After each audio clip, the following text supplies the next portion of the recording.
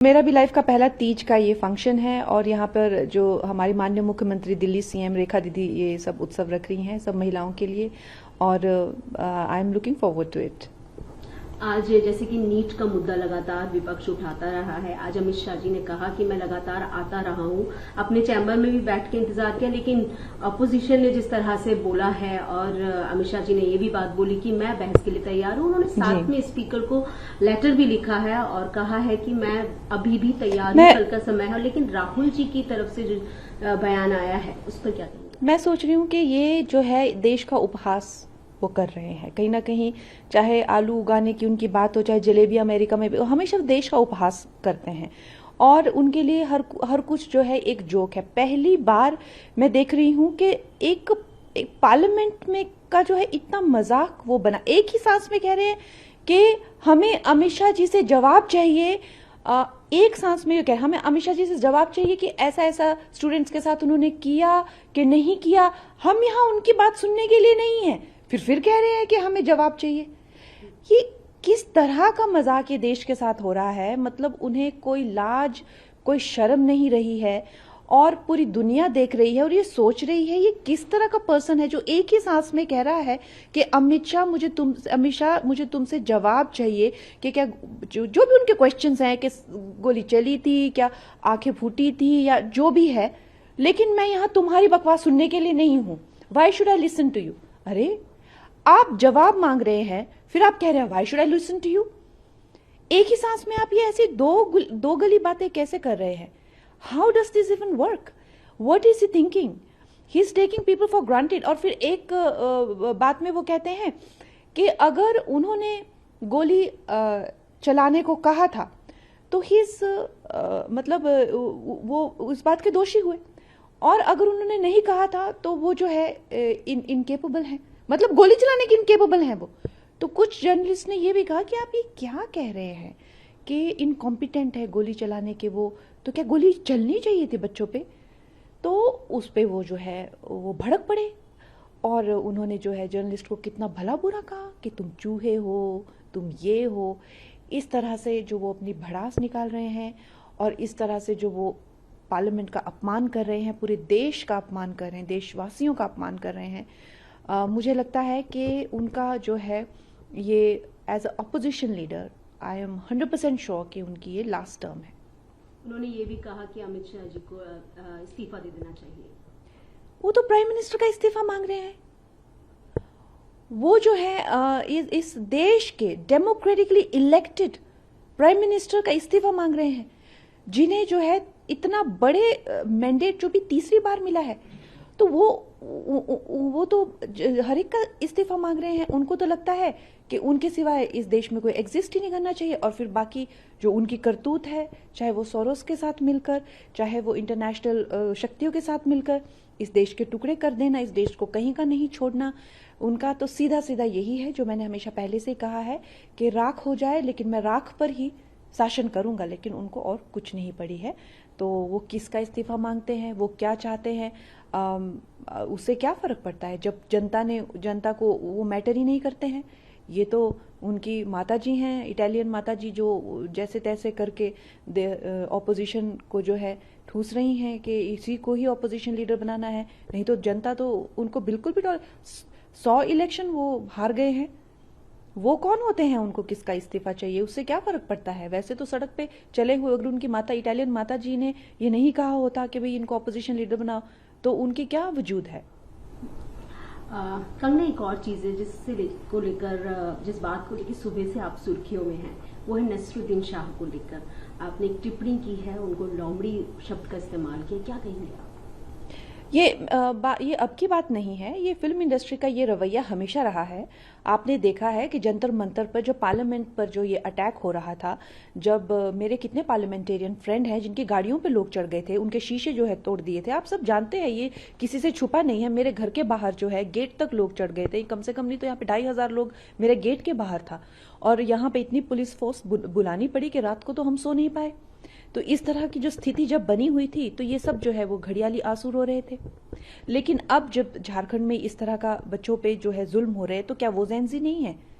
जो देश के खिलाफ जो हो जाए या जो प्रधानमंत्री जी को गालियां दे, प्रधानमंत्री जी के घर तक ये पहुंच गए और वहां पर इन लोगों ने जो है क्या करने की इनकी नीयत थी। तो जो देश को गाली दे, जो प्रधानमंत्री जी को गाली दे, जो इस देश के टुकड़े करने का, क्या वही जेन ज़ी है? और कोई जेन ज़ी नहीं है। हम खुद युवा हैं, हम खुद नारी हैं, हमें जो है युवा विरोधी बना दिया है।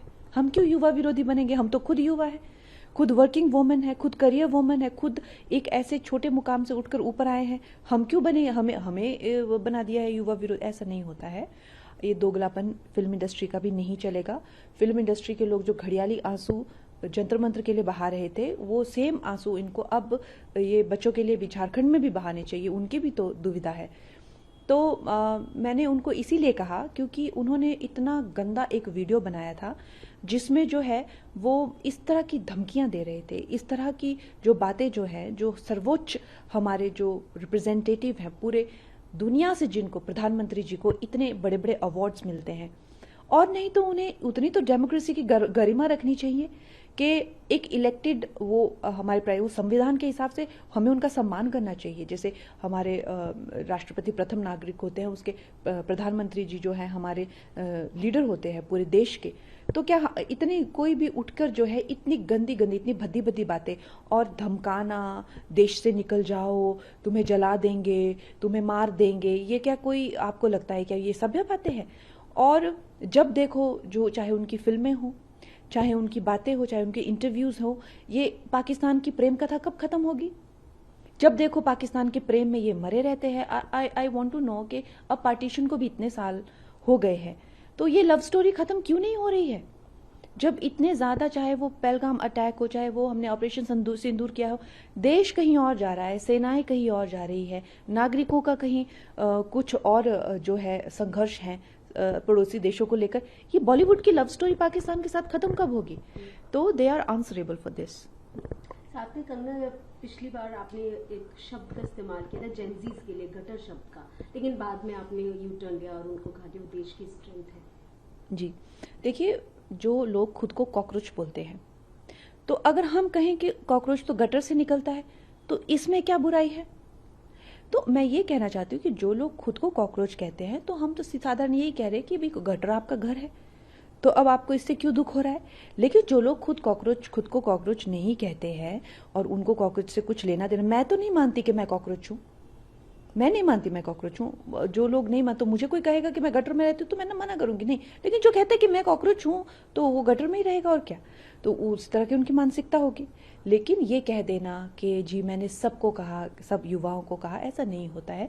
सब, अगर कुछ युवा ड्रग्स करते हैं और हम ये कहें कि नहीं, कुछ युवाओं ने जो है वो आजकल जो है ये एक इस तरह से एक रीत चली हुई है कि ड्रग्स की या किसी और तरीके की बैटिंग की, जुआ की, या किसी और तरह की ऑनलाइन के जो एडिक्शन हो जाती है, ब्लैक वेब की, अगर हम किसी युवा वर्ग को संबोधित करें तो इसका मतलब ये थोड़ा ना है कि सब, बताइए मेरा ऐसा कहाँ मैंने लिखा है कि सब युवा गटर है। मैंने स्पेसिफिकली सम पीपल या सम वुमेन, ये मैंने स्पेसिफिकली लिखा हुआ है। तो क्या अब हम उनको कैसे संबोधित करें? अगर हमें किसी को दिखाना कि कुछ युवा जो है, तो हम यही कहेंगे some youth are doing drugs these days. इसी तरह से हम उस वाकयात को शुरू करेंगे। तो इस तरह से दिखाना कि जी हमने सारे ही युवाओं को उसमें इंक्लूड, सारे तो कहीं भी कुछ किसी भी चीज के लिए इंक्लूड नहीं हो सकते हैं, ना अच्छाई में ना बुराई में। इतनी तो कॉमन सेंस सभी को होती है, लेकिन खैर विपक्ष को तो कॉमन सेंस भी नहीं है। नहीं तो एक ही सांस में कोई कैसे कह सकता है कि I don't have time to listen to you Amit Shah, but I want answers of these things from you.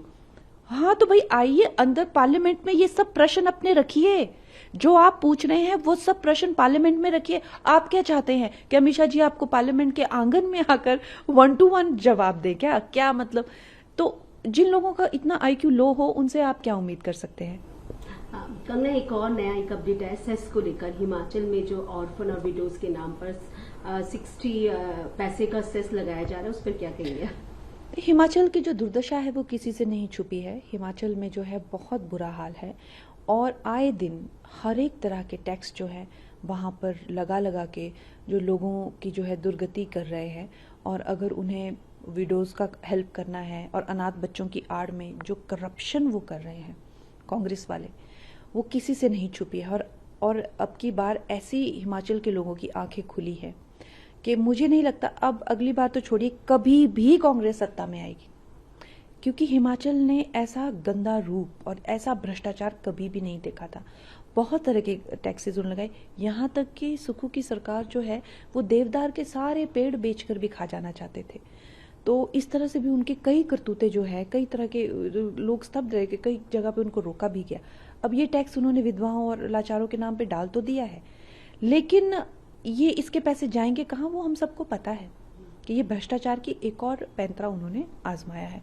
तो मैं यही कह सकती हूँ कि जितनी जल्दी ये कपटी सरकार वहाँ से निकले और भारतीय जनता पार्टी की डबल इंजन सरकार वहाँ पे पहुंचे, और यही आई थिंक सब हिमाचली भी इसी का वेट कर रहे हैं।